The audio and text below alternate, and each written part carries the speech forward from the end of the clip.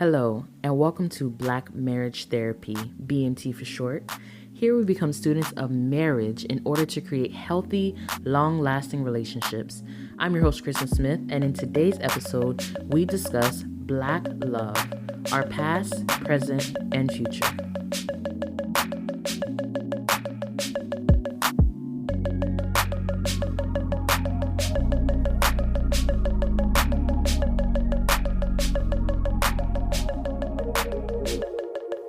In the flush of love's light, we dare be brave, and suddenly we see that love costs all we are and will ever be.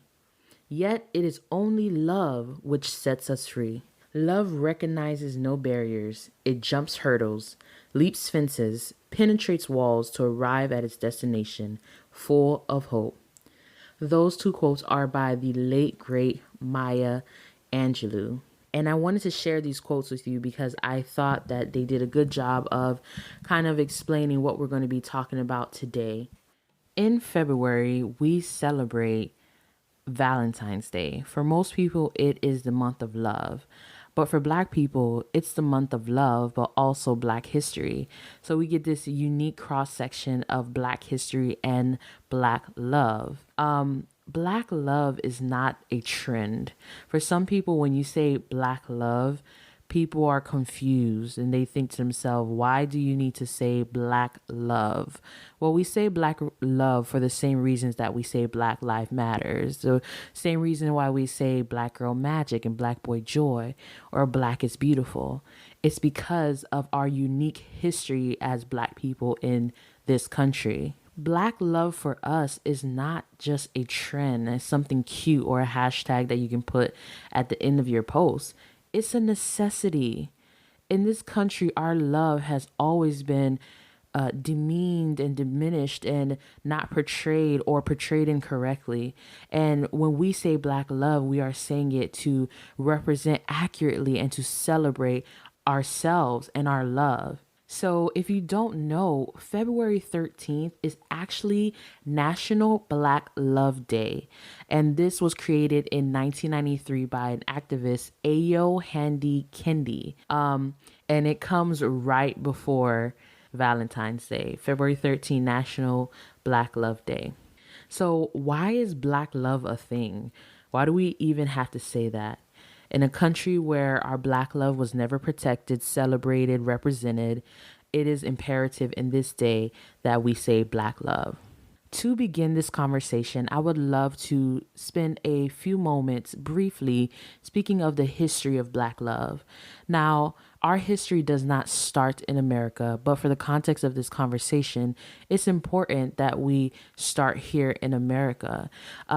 When we first got here, it was from the beginning, the brokenness of the Black family. We were separated immediately from brothers, sisters, wives, and children, and denied our right, our civil right as human beings to be married in this country. When we say Black love, that was not even a thing when slavery was around. Black love was forbidden.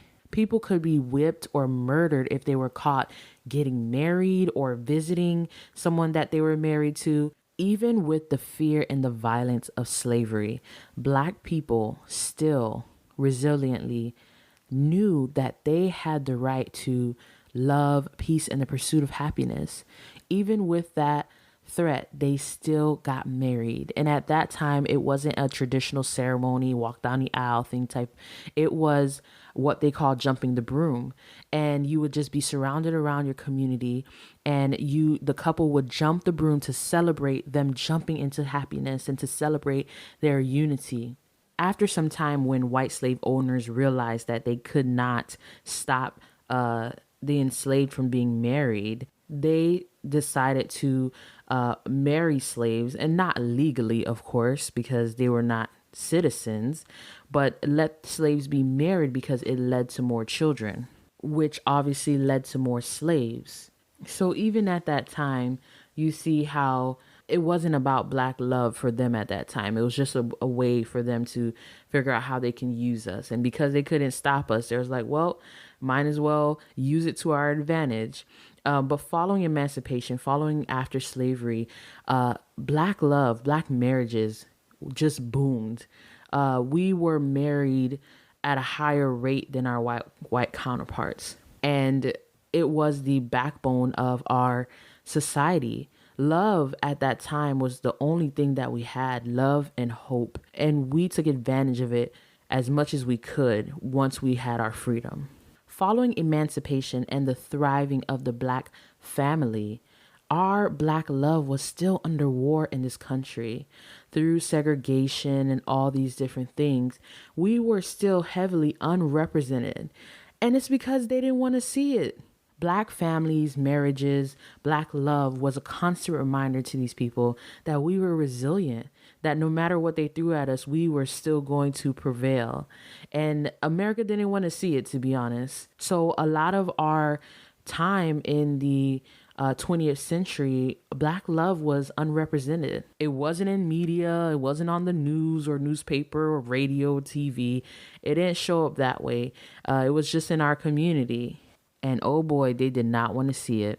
After slavery, as many of us know, they found ways to create modern day slavery through incarceration, with the chain gangs, and separating black men from their black families in some way or another. And many people say that this has continued in many different ways. Up into the late 1960s, we see the turn of the black family and how the marriage rate started to go down. During this time, black families were discriminated against through public housing, white supremacy, and so many different ways. And what you see after this time was the fracture of the black home.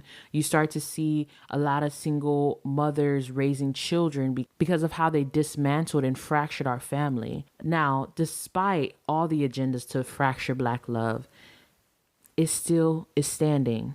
And the first point that I want to drive home is that black love is resilient. Despite all those things that I just talked about, we still are here pushing and thriving and existing, just like our ancestors back in the day, under the threat of violence, still said to themselves, I deserve as a human being to love and be loved. Even under all the things that we have gone through, we have been resilient and we will continue to be resilient.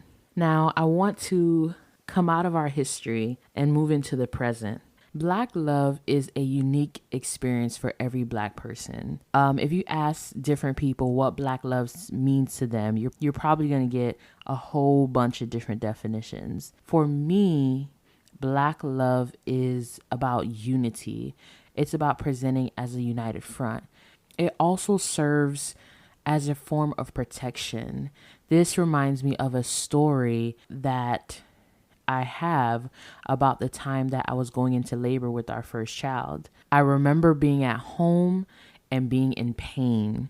I remember my doula being here and basically creeping up into that harder part of labor where you kind of start getting delirious. Like you start remembering stuff, but all you can think about is the pain and getting this baby up out of you.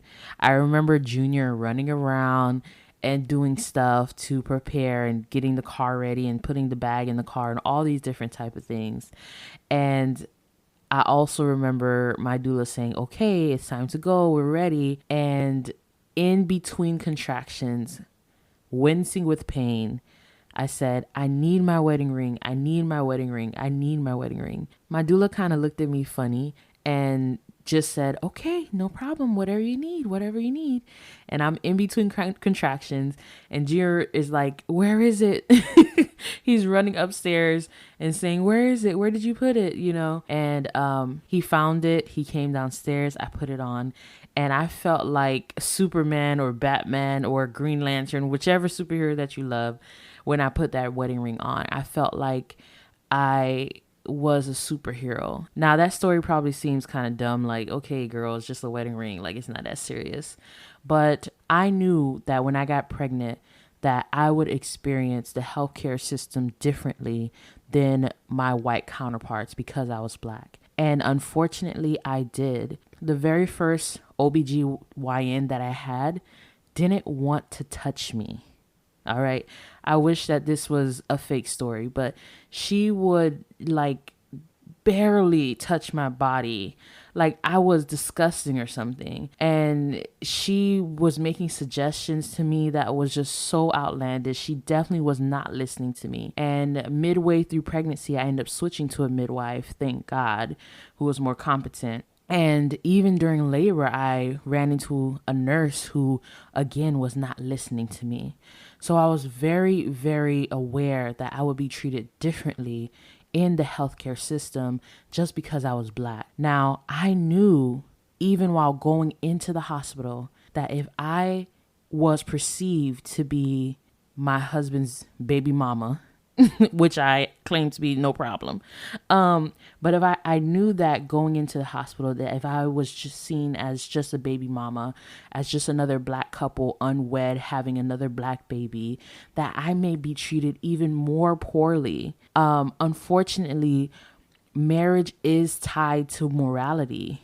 And in this case, all I cared about was surviving. And I needed to present myself as morally pure as whatever they wanted it to be in order for me to survive this interaction of going into the hospital and trying to give birth. And that's all I was thinking about. So in that moment, Black love to me was protection. Now, I hope that that story is not misconstrued in some way to make it seem like marriage is a badge of honor or superhero or something like that, because that's not what I'm trying to say. But I'm just trying to show that Black love for everyone is so different. Also, Black love to me is a unique shared experience. There's something so special about coming into a relationship with somebody and already being understood. Like, we try to get that on a standard basis, right? Just like as a human being, like, are you going to understand, hurts and pains and things like that? But with the unique experience of being a Black person in America, it is also another part of you that you may have to explain in a relationship.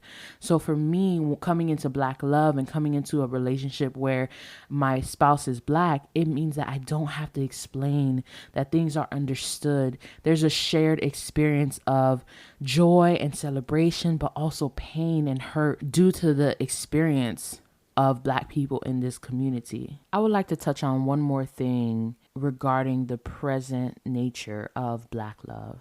So being in school for marriage and family therapy so far, I have had to do some research, and I chose to do research on the Black family and marriage statistics. And what I found was more of the same, right? Compared to white counterparts, that we're going to get married less often, and if we do, we're most likely going to end up in divorce, and that the Black family home is fractured since the 1960s.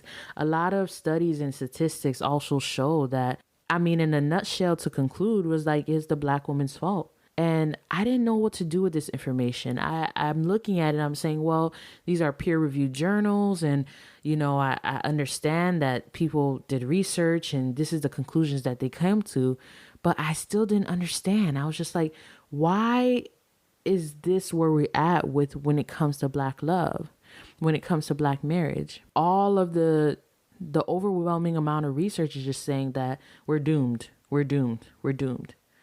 And I feel like for a brief moment, I internalized that. I'm like, well, maybe it's our fault. Maybe we just need to have a softer demeanor and be kinder and be more like our white counterparts. What are we doing? What are they doing that we are not, that it's not working?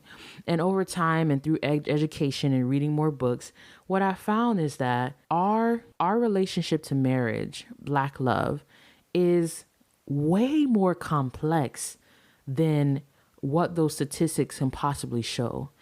If we just went over briefly our history, and that was very brief, but if we go back into all the nitty gritty details of slavery, post-slavery, segregation, Jim Crow laws, all those different things, and follow the thread of how they affect our lives today, we would understand that we cannot just look at Black love and look at Black marriage statistics just from the individual perspective.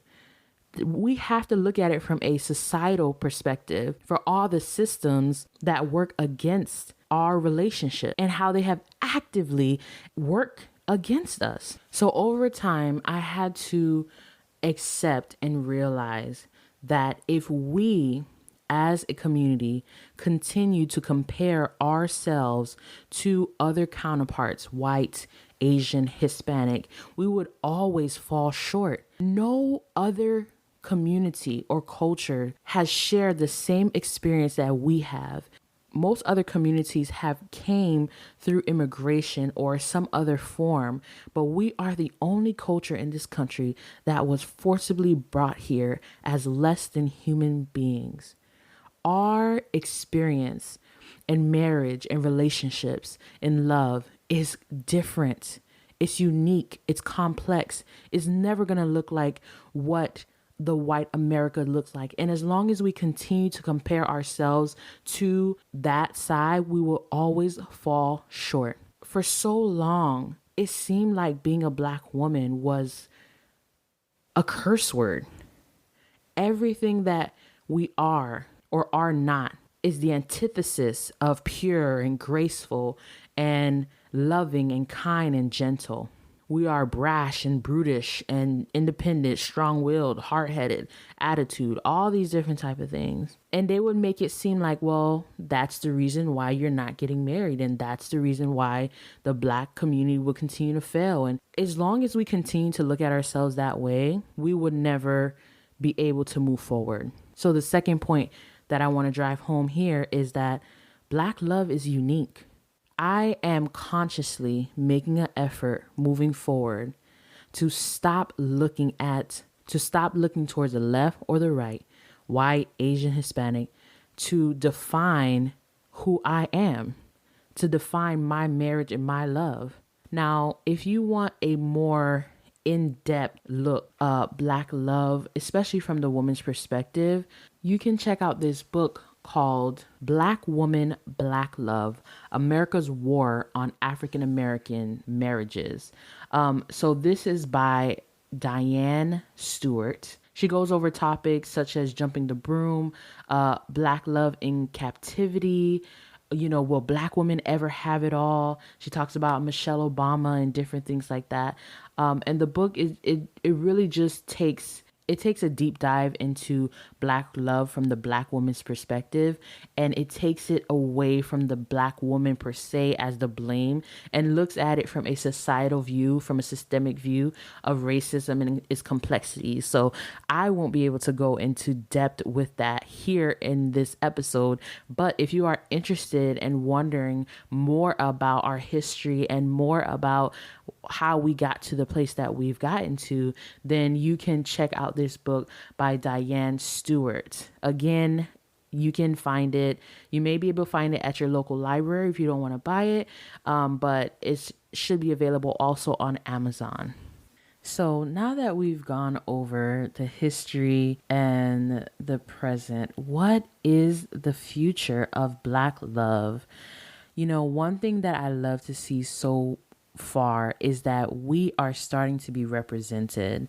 I know even starting in the 70s where we had Good Times, and in the 80s and the 90s where we start to have sitcoms and Martin and Girlfriends, and even now we have shows like Insecure. We have a show called Black Love.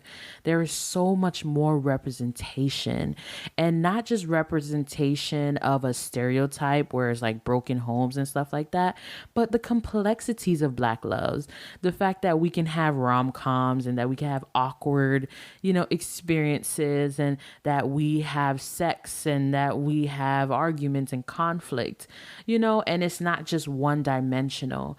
I love to see this representation, and I hope to see more of this representation. I'm so proud of my community for taking that definition and forcing and bulldozing Hollywood and the media to represent us correctly. So I love to see it. Specifically, for a moment, I would love to talk to you guys about the future of Black marriage therapy. First and foremost, I want to say what is understood does not have to be explained. So although this episode is specifically addressing Black love and our history and things like that. I am not going to spend so much time doing this because this is what the whole show is about. I don't feel like I need to put an asterisk on every single episode and say, hey, by the way, this is specifically for Black people. What is understood doesn't have to be explained. It's for Black people anyway. Okay. Hashtag Kev on stage. Okay. So if you're of another race, please don't take offense to that. And I unapologetically say that this is Black marriage therapy. So that's the first thing. But Black marriage therapy is here. It exists to, as I said, to create healthy, long-lasting relationships. And that's all I want to offer to my community. I just want to be a space where we can get wholehearted, loving, and intellectual advice about marriage because we're worthy. We deserve to get high quality education about our relationships because they are worthy to succeed and they deserve to have the same effort, that other counterparts have. In this field, we have some experts who are Black, but not as many as we could. And I hope one day in the future to be one of those experts and for Black marriage therapy to be one of those places that Black people, safe places that Black people feel like they can come and bring their questions and bring their experiences and not be judged and not have to explain themselves or, try to seek understanding. It's just already established. I want Black marriage therapy to be a safe place for my people and their marriage and their relationship and their love to come to thrive, to seek education, to seek advice. And that's my hope for Black marriage therapy, and as you see, you'll look around and I think that is the path that we're forging as a Black community. We are starting to turn away from the left and the right and stay in our lane and focus on our people. I think through this past, I would say, decade, we are making a new shift, a revolution, if you would say, towards looking towards ourselves and building up our community and creating safe places. There's so many people in so many different fields doing things specifically for Black people to acknowledge the issues and the lives of Black people and creating these safe places. And that is what I want Black marriage therapy to contribute to. To end, I would love to recite a poem by Franny called Rescued. When I read this poem, I think about my husband and I think about our love and what our relationship has meant to me. And so I wanted to share it all with you guys. Rescued by Franny. For years, my heart was guarded, protected from the world, but somehow you have disarmed me, opened and unfurled. You've taken me, broken and damaged, mishandled and hurled, yet you see me as delicate and dainty, so precious and pearled. Everything's not perfect, but it sure is beautiful here. Your smile so bright, with the voice I just love to hear. Your touch so gentle, I just want to have you near. I love your energy and your presence. You make everyone else disappear. He has captured my trust, and that's something not easily given. He has made all my worries forgotten, and all my heartache is forgiven. His mission was to win my heart, and made his goal clear. He was driven. After plenty of chances to earn my trust, I'd finally decided to give in. I feel so loved, so valued, so cared for, protected. He has won me over, and I doubt I'll ever regret it. To a man who truly cares for me and satisfies my every need, for you have saved me from my darkness, and my heart you have freed. Thank you all for tuning in to this episode of Black Marriage Therapy. If you haven't yet, follow us on Instagram and Facebook at Black Marriage Therapy. Thanks again for listening. In the next couple of weeks, we will be discussing the 3 C's of marriage: commitment, communication, and connection. You don't want to miss it.